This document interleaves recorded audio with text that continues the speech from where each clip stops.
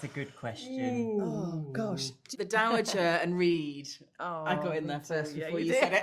Okay. She was keen to say that so that I didn't get justice. I love the Dowager and Reed because I think it's so lovely that we're getting to explore a slightly older love story, and I think it really illuminates the Duchess as a character, because the Dowager as a character, because, you know, she behaved pretty badly last series in her desire to protect the institution. She forced Nan to get married to Theo, and she didn't tell Theo that Nan didn't want to marry him. And suddenly you understand her so much more when you realise what sacrifices she's made in her own past. And I think it's just incredibly romantic, and wonderful.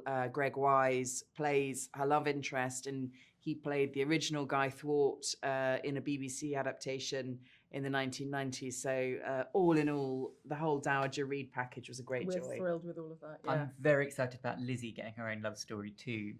In I'm series too. 2, because I she's love them such a couple. wonderful actress and a brilliant character, and went on such a kind of epic journey in series 1 and was such a loyal friend to Ginny. And I think in series 2 it's really her moment to shine. And we've introduced a very kind of dashing new gentleman for Lizzie called Hector Robinson, who comes from the book. So it's very fun to watch Lizzie kind of get her own love story. Maybe more than one love story. Maybe more than one love story. Who are you going to pick? I'm torn between Nan and Guy and Mabel and Honoria. I'm going to say Nan and Guy because I just, you know, I know it's an obvious one to say, but I love the way that Guy loves Nan, and I love the way that Guy makes Nan feel.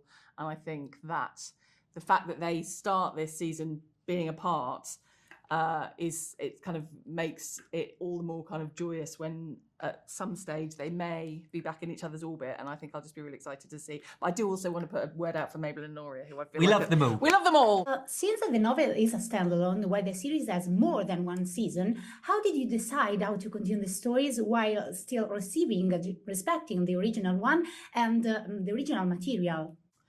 Well, we're really lucky because the book is so wonderful and so kind of sets up the world so beautifully, and these characters that Edith Wharton has sort of put on the page already feel very modern and feel very exciting. But we did want to put a bit more of a modern sort of lens on the world and on some of the storylines. So in the book, Nan marries the Duke of Tintagel quite early in the book, and you then follow and see their marriage and how that affects Nan and how she deals with being a duchess and how she deals with missing Guy Thwart. So that's all still very much being faithful to the book with our own kind of stamp on it.